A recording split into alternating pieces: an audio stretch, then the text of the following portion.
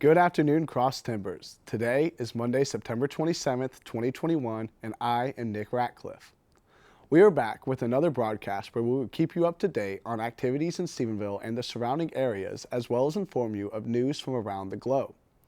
Today, I will be talking about a Tarleton symphonic concert, U.S. COVID shot availability, Afghanistan updates, and more, all coming up next on Texan TV.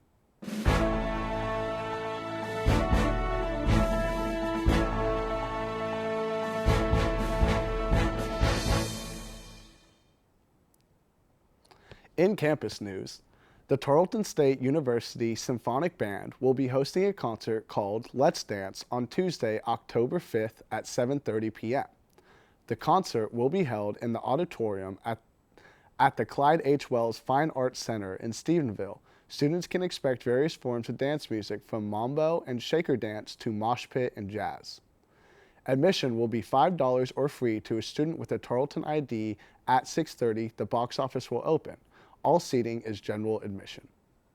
In local news, the COVID-19 Pfizer booster shot will be available in Denton County in the near future for DCPH vaccinated residents. Eligible individuals will be able to schedule appointments to the links that the Denton County Public Health will send out. Recipients cannot get the booster dose if it has been less than 6 months from when they got their second dose of the Pfizer vaccine. The booster shot will be available from pharmacies and primary care providers throughout the county. Currently, booster shots are not available for people that have received Johnson & Johnson or Moderna vaccinations. And now, today's Texas, national, and international news from the Associated Press.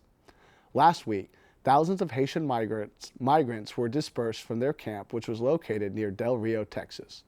Before they were dispersed, a coalition of churches and local groups were aiding the migrants by giving them food, water, and other basic needs. Recently, these churches and groups have begun to express their dissatisfaction with the way the migrants were treated. Carlos Villarreal, a Houston area leader of the Church of Jesus Christ of Latter-day Saints, stated that, "We are apolitical. Our concern is mainly with the families that we can help. As of now, these churches are currently trying to connect the migrants with their families or sponsors that can help them with their work visas." In national news, the United States has more than 40 million doses of available COVID vaccinations. This increase in production means that there will be enough doses to provide children and the elderly with booster shots. After the government recommended booster shots this past week, the demand in vaccinations went through the roof. The state and federal health authorities said that the current supply and production of the vaccine will meet the need required by the percentage of the population who want the vaccination. Unlike the shortages that took place earlier this year, the increase in production also allowed the U.S. to share 500 million Pfizer COVID shots with the world. However, over 70 million Americans remain unvaccinated despite the prizes offered when you do get the COVID vaccine. Keeping that in mind, state officials are ordering only what pharmacy healthcare providers are expected they will need. In international news, the United Nations, which is made up of Russia, China, Pakistan, and the United States, are all working together to make sure that the Taliban are going to keep the promise to form a more representative government in Afghanistan than when they ruled from 1996 to 2001. In an interview Saturday, Russia's foreign minister said, "What's most important is to ensure that the promises they have proclaimed publicly to be kept." The Taliban has promised more representation, including instituting a more modern form of Islamic rule, respecting women's rights, and providing stability after 20 years of war. So far, they have yet to implement any of these issues. And now for more national and international news, we turn to the AP News Minute. This is AP News Minute. Democrats are promising historic investments across all levels of education as they push ahead with President Joe Biden's $3.5 trillion rebuilding plan. The proposal includes universal pre-kindergarten, 2 years of free community college, and expanded child care subsidies. Investigators are seeking the cause for a weekend derailment of an Amtrak train in northern Montana that killed 3 people. 7 people remained hospitalized Sunday but were in stable condition.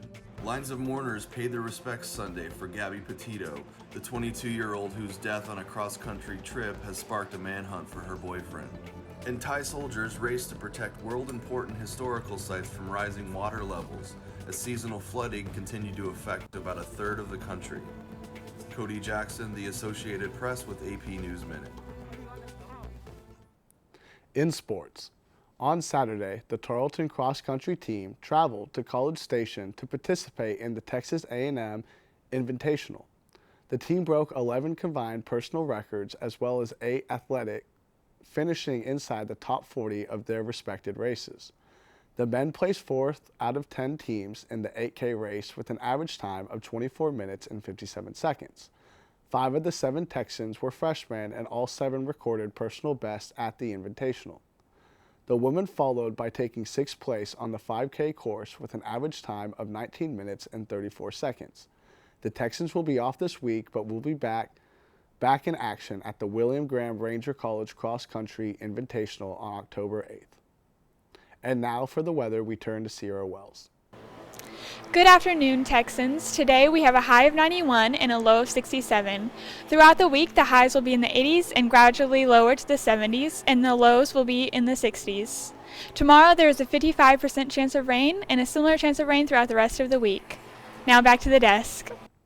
This has been a production of Texan TV News, a product of the Texan News Service from the Tarleton State University campus in Stephenville, Texas. Watch us live on Apogee Channel 2.1 in the dorms at 12:30 weekdays. If you live off campus, tune in on Northern Cable Channel 9. You can follow the Texan News Service on Facebook, Instagram, and Twitter, and check out our website at www.texannews.net for all of your latest local, state, national, and international news. Today's broadcast was produced by the Texan TV staff. Be sure to let us know your thoughts and opinions about today's stories in the comments below. Have a wonderful day, Texans.